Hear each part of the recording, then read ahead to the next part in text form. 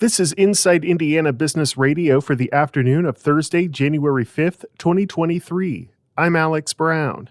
The Marion County Superior Court has affirmed an earlier ruling from the Indiana Office of Environmental Adjudication regarding the issuance of an air permit by the Indiana Department of Environmental Management for Delaware-based Riverview Energy Corporation. Riverview sought the permit as part of its plan to build a $2 billion coal-to-diesel facility in the Spencer County town of Dale. A pair of opposition groups sought to block the permit and said the OEA placed an undue burden of proof to demonstrate that the air permit should be overturned. A spokesperson for Riverview Energy said the company broke ground on the project in June. While an updated timeline for construction was not provided, the company said site work is ongoing. Warsaw-based Zimmer Biomet says its latest acquisition strengthens its growing sports medicine portfolio. The orthopedics device maker has reached a definitive agreement to acquire Virginia-based Embody, which makes collagen-based implantable materials to help repair soft tissue injuries, in a deal that could be worth as much as $270 million. Munster-based Community Healthcare System and healthcare insurance provider Aetna have reached a contract agreement to avoid coverage termination. Last month, the organizations failed to reach an agreement, and Aetna was expected to cease as an in-network provider on January 15th. The amendment extends the existing agreement until at least October 1st.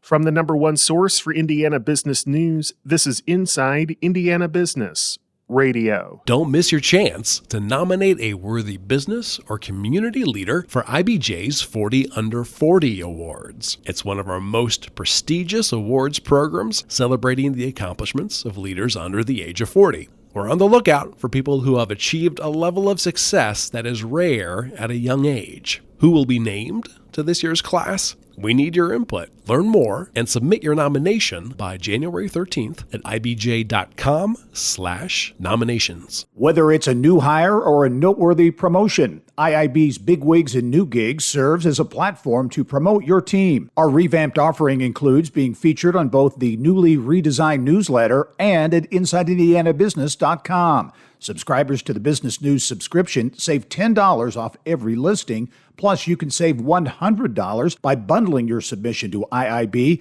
with the Indianapolis Business Journal or the Indiana Lawyer. More at InsideIndianaBusiness.com. Montgomery-based RTC Communications broke ground yesterday on a $4 million broadband project in Bicknell. CEO Kirk Lehman told our partners at WTWO the project follows a feasibility study to determine if there was demand for more broadband service in the Knox County city. He said the project is an expansion of its existing fiber optic network, and Bicknell was an ideal spot. And we thought strategically that was a good position for us to overbuild the city of Bicknell. It sits about 4 miles off of our current network right now. So it was a good build for Bicknell. It was a good build for RTC. This is a self-funded project from RTC.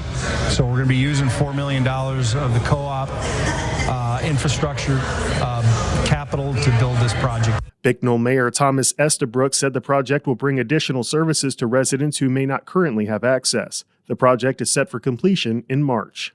An online auction of the assets of Fountain Square Brewing Company in Indianapolis will be called off thanks to the upcoming purchase of the company by its head brewer and general manager. Beppe Quello said his newly formed ownership group struck an 11th hour deal with Daryl Starr, Fountain Square Brewing's owner since 2018.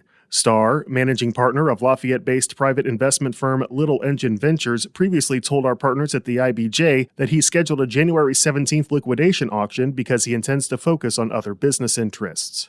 The taproom and brewery closed temporarily following New Year's Eve. Quello said he expects Fountain Square Brewing will reopen shortly after the acquisition, which is scheduled to close January 15th.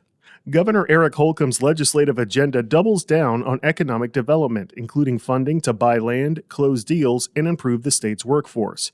The governor is asking for $300 million for a deal closing fund and another $300 million per year tax credit cap, both of which would be used to entice businesses to the state. Enabling, of course, through all this, more dollars into regions, into districts, onto the street where the need is actually being met, and that all in turn helps this economic pie. When you go from back in 2017 a revenue of about $15 billion to what we project out of about $22 billion, this is because the pie is growing. Holcomb formally presented his 2-year, $43 billion budget proposal today, which includes $5.5 billion in new and increased spending. The Indiana General Assembly will begin its biennial budget writing session on Monday.